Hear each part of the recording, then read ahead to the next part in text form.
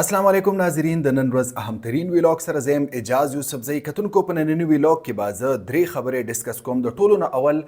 اطلاعات داسې ترلاسه شوي دي خبرونه ترلاسه شوي دي چې ګنې پاکستان یو وارې بیا په افغانستان کې میزایل حمله کولی شي او د دهشتګردو چې کومې پټې ټکانې دي هغه په نښه کولی شي د دې نه علاوه زه به خبره وکړم چې د روس په وړاندې د یورپ چې کوم اتحاد دی هغه د ماتېدو په طرف روان دی او د دې اتحاد د ماتېدو او د یورپ د کمزوري پوزیشن فایده چاته رسي او سبق ته څوک ترلاسه کړي د دې نه علاوه د افغانانو خبره به هم زه کوم چې د یورپ کم صورتحال دی د هغې افغانان څه سبق حاصلول شي زه به راځم اولنی موضوع ته چې په مختلف سوشل میډیا اکاونټس نه او دغه رنګ مختلف یوټیوب چینلز لخوا چې کوم دی دا خبرونه خواره شوي دي چې ګنې پاکستان یو وارې بیا په افغانستان باندې حمله کولی شي کتونکو آیا پاکستان دا اقدام پورته کولی شي او که نه دې له به زه بیا راځم خو زه به لږ ذکر وکړم چې بنو کې چې کوم حمله شوې وه یعنې بنو کینټ کې چې کوم د دهشتګردۍ حمله شوې وه د هغې په جواب کې پاکستان داسې اراده لري چې په افغانستان کې د دهشتګردو اهداف چې کوم دي هغه په نښه کړی شي کتونکو دا عین ممکن ده ځکه چې بنو اټیک یو ډیر خطرناک اټیک و په هغې کې تقریبا 15 سیکورټي فورسز شهیدان شو دغه رنګ 14 پورې چې کوم دی عام کسان په دې کې په حق رسېدلي او 14 پورې وسلوال په دې کې سره د څلورو خودکش بمبارو وجلی شو نو دا یو ډیر غټ اټیک و یقینا چې د پاکستان په سیکیورټي باندې ډیر سوالات پورته کړل نه صرف بنو اټیک بلکې په وزیرستان کې په بلوچستان کې دغه رنګ د خیبر پښتونخوا چې کوم جنوبي اضلاع دي که هغه بنو دی لکي مروت دی که ډي خان دی هلته هم د دهشتګردۍ واقعات ډیر سیوا شوي دي او ورځ تر بله تاسو وینه چې کله سیکورټي فورسز په نښه کیږي او کله پولیس په نښه کیږي او کله چې کوم دی عام خلک په نښه کیږي نو دا یو داسې صورتحال دی چې ځینې خلک دا رای لري چې پاکستان ډیر د فرسټریشن ښکار دی او د دوی صبر چې کوم دی جواب ورکړی دی او عین ممکن ده چې پاکستان په افغانستان کې د دهشتګردو اهداف په نښه کړي کتونکو د دې نه مخکې هم پاکستان په افغانستان کې حملې کړي دي اولنۍ حمله په 14 اپریل کال 2022 کې وشوله کله چې په خوست او په کونړ ولایت کې پاکستان په مبینه توګه سټرایک وکړله او ځینې خلک وی چې دا ډرون حمله وه ځینې خلک وی چې نه دا میزایل حمله وه په دې کې د دهشتګردو یو شمېر ټکانې چې کوم دی هغه له منځه وړلې شوې وې د دې نه علاوه په 18 مارچ کال 2023 یعنې تیر کال هم په خوست او پکتیکا کې پاکستان مختلف د دهشتګردو اهداف په نښه کړي او په هغې کې چې کوم دی کیژوالټیز هم مخې ته راغلو 25 دسمبر کال 2023 یعنې تیر کال دسمبر میاشت کې هم پاکستان په پکتیکا کې یو شمېر اهداف په نښه کړو د طالبانو یعنې د کلدم تحریک طالبان پاکستان هلته چې کوم مبینه هایډ آوټس دي یا چې کوم د هغوی ټکانې دي هغه په نښه کړی شوی او په دې اړه د پاکستان او دغه رنګ د افغانستان حکومتونو یعنې د کیژوالټیز یعنې په دې کې چې څونه مرګ جوړله شوې ده په دې اړه متضاد بیانات مخې ته راځي خو دا خبره کنفرم ده چې پاکستان په افغانستان کې درې وارې یعنې څومره چې د طالبانو حکومت راغلی دی د اشرف غني د حکومت د حاتمي وروستو طالبان برسر اقتدار راغلی په افغانستان کې د دې واقعې وروستو پاکستان تقریبا درې وارې د افغانستان کې دننه حملې کړي دي میزایل حملې کړي دي او د دهشتګردو اهداف یا پټې ټکانې چې کوم دي هغه یې په نښه کړي دي کتونکو دا یو ډیر د بېچینۍ یو مظهر دی پاکستان د بېصبرۍ یو مظهر دی ځکه چې مسلسل په پاکستان کې اټیکس کیږي او پاکستان بار بار افغانستان ته وایي چې هلته چې کوم طالبان دي د پاکستاني طالبان دي او د هغه خوره د پاکستان خلاف استعمالي نه د دې خلاف تاسو کاروایی وکړئ نو افغان طالبان ډیفینیټلی د دې خلاف هیڅ کاروایی نه کوي او د دې متعلق هغوی داسې مبهم غوندې پوزیشن دی او د هغوی چې کوم سټانس دی هغه ډېر زیات مبهم دی نو دا وجه ده چې پاکستان ډېر زیات د بېچینۍ او ډېر زیات د بېصبرۍ له وجې او د غصې له وجې چې کوم دی په افغانستان کې سټرایکس وکړل هم دا عین ممکن ده چې پاکستان په آینده کې هم یعنې راتلونکي هم په افغانستان کې د دهشتګردو هایډ آوټس په نښه کړي د دې نه علاوه زه به لږ ذکر وکړم چې ځینې خلک دا هم وایي چې موجوده وخت د افغانستان او پاکستان اگر چې تعلقات ډیر زیات خراب دي خو په مستقبل کې عین ممکن ده چې د دواړو هیوادونو تعلقات ښه شي ځکه چې په دې ریجن کې داسې پلیئرز دي په هغې کې یو چین دی په هغې کې روس ته چې هغوی د افغان طالبانو سره ښه تعلقات دي یعنې د افغان موجوده رژیم سره ښه تعلقات دي او هلته په افغانستان کې هغوی دا ګڼي یعنې روس او چین دا ګڼي چې ګنې دا د دوی سپیر اپ انفلوئنس دی مطلب دا د دې یو یو قسم له روس او چین دا ګڼي چې دا د دوی په سپیر کې د دوی د انفلوئنس یا د اثر لاندې دا علاقه ده، یعنې افغانستان د چین او د روس د اثر لاندې ګڼل کیږي. نو یقینا چې دغه طاقتونه هم دا صورتحال جایزه اخلي او یقینا چې دوی هم رامنځته شي او څه نه څه حل د دې معاملې روباسي. دې لړ نن په کابل کې د افغانستان نایب وزیر اعظم مولوي عبدالکبیر او د پاکستان چې کوم عبید نظامانی دی ناظم الامور د هغه ترمنځ ملاقات شوی دی او په کې یو شمېر اهمترین خبرې ډسکس شوي دي. په کې د پولو صورتحال یعنې سرحدي معاملات چې کوم دي، تاسو آیا روز ګورئ چې کوم په بارډر باندې کوم ډز راځي، جړپونه راځي. د دې نه علاوه د مهاجرو مسایل په دې کې ډسکس شوي دي او یو شمېر نور امور په دې کې ډسکس شوي دي. خو زما ذاتي خیال دا دی چې اگر چې دا 2-3 امور به خامخا ډسکس شوي وي، خو په مستقبل کې چې کوم د پاکستان او افغانستان انډرسټینډینګ دی یا د دهشتګردۍ خلاف چې کوم یو ورکینګ اټیچیوډ دی، د دې مخ په وړاندې بوتللو لپاره یقینا چې په دې کې خبرې اترې شوي او همداسې داسې ښکاري چې ګنې دا د پاکستان او افغانستان ترمنځ د تعلقات ښه کېدو یو آغاز وي. خو دا به په مستقبل کې مخې ته راځي چې آیا دا معامله به په کوم لور ځي. د دې نه علاوه زه به لږ ذکر وکړم چې په یورپ کې د یورپ چې کوم اتحاد دی هغه په ماتېدو دی او د یورپ چې کوم لیډرز دي، که هغه د فرانس صدر دی، که هغه د برطانیې صدر دی او دغه رنګ نور چې کوم د بیلجیم دی یا جرمني دی، هغوی ډېر زیات د فرسټریشن ښکار دي ځکه چې روس په یوکرین کې جګړه ګټي او صدر ټرمپ چې کوم دی هغه دا جګړه حل طرف ته بوځي او غواړي چې ډېر زر په دې کې مذاکرات وشي او یوکرین جګړه سر ته ورسي. د دې له وجې په یورپ کې ډېر زیات چې کوم دی یره ترخه ده، د هغوی په لیډرانو کې یره ترخه ده چې ګنې که د یورپ یعنې که چېرې د یوکرین مسله حل شوله نو ډیفینټلی روس کولی شي چې هغه د یورپ مخه وکړي او په یورپ کې چې څونه هیوادونه دي، مطلب خاص کر مشرقي یورپ کې، په هغې باندې روس حمله کولی شي. دا د یورپ چې کوم لیډران دي د هغوی اندېښنې دي، خدشات دي. دې لړ کې مسلسل د یورپي لیډرانو ترمنځ ملاقاتونه کیږي. تاسو ګوره آی روز ملاقاتونه کیږي. نن هم په برسلز کې بیلجیم کې چې کوم دی د یورپین یونین اجلاس شوی دی، په هغې کې د فرانس صدر ډېر همترین سټیټمنټ جاری کړی دی. د هغه دا خیال دی چې برطانیې له او فرانس له ټول یورپ لا چې کوم دی یو نیوکلیر یو اټمي کور ورکړي چې د روس د مستقبل کې د روس چې کوم ممکنه جارحیت دی یا مبینه جارحیت دی، د دې د بچاو نه چې کوم دی یو داسې سچویشن جوړ کړي یا اټمي کور ورکړي یورپ له، یعنې د یورپ په مختلفو هیوادونو کې هغوی اټمي وسلې انسټال کړي، نصب کړي چې یو ډیټرنس قایم شي یعنې د روس او د یورپ ترمنځ داسې یو ډیټرنس قایم شي څنګه چې د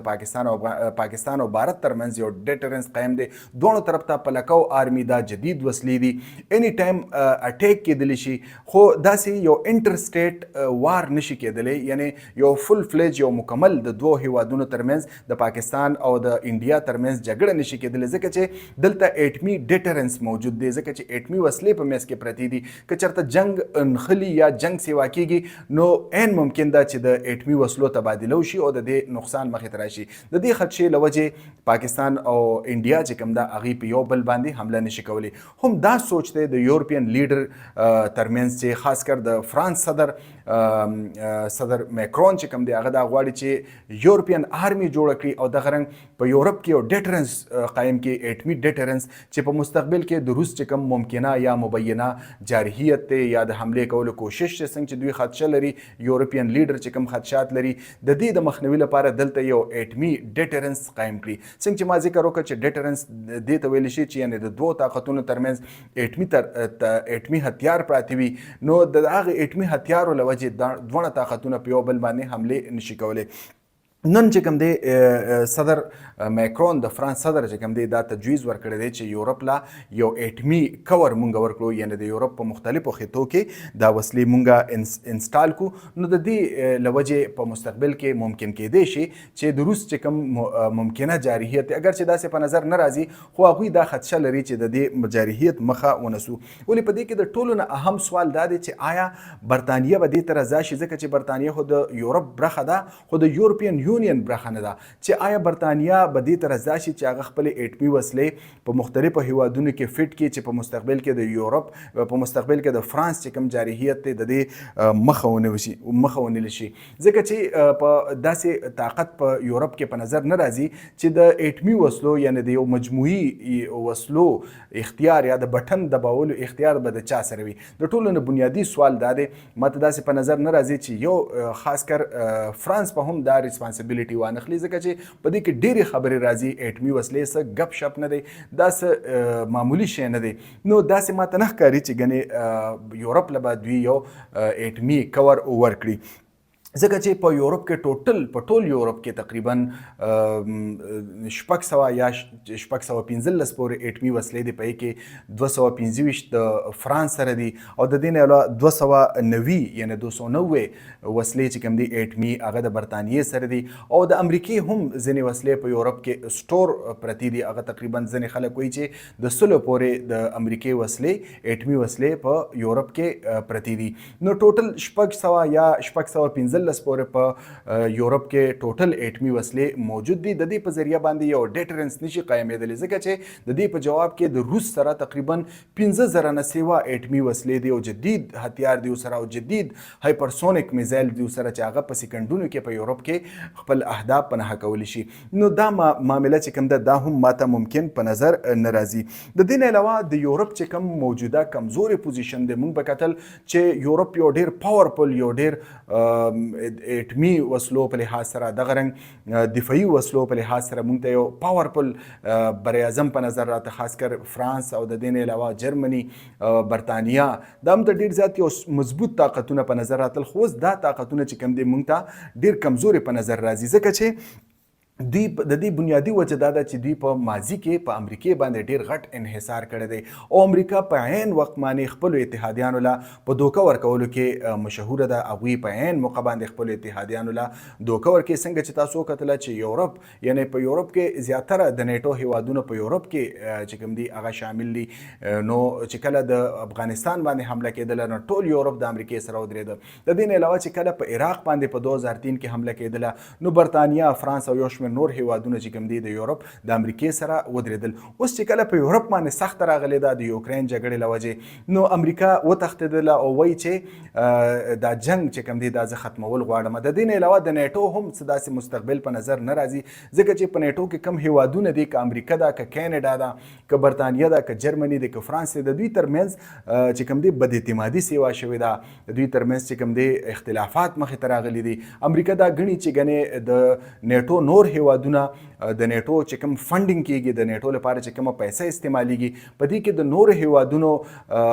حصه چې کوم ده هغه ډیره زیاته کمه ده او ټول انحصار په امریکا باندې دی ځینې انالسټ وایي چې تقریبا 90% د نیټو خرچې امریکا برداشت کوي اوس امریکا د دې اتحاد نه رستو کیږي تاسو وینئ چې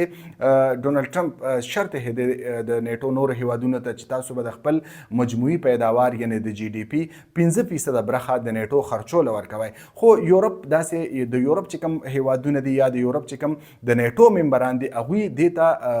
په دې موډ کې په نظر نه راځي چې ګنې 15% برخه به هغوی د دې نیټو د اتحاد د خرچو لپاره ورکړي نو د دې نه دا اندازه لګي چې نیټو چې کوم یو تنظیم دی یو عسکري تنظیم دی د دې مستقبل هم ډیر زیات چې کوم دی مبهم دی یو غیر یقیني مستقبل سره دا مخ کېدلی شي ځکه چې په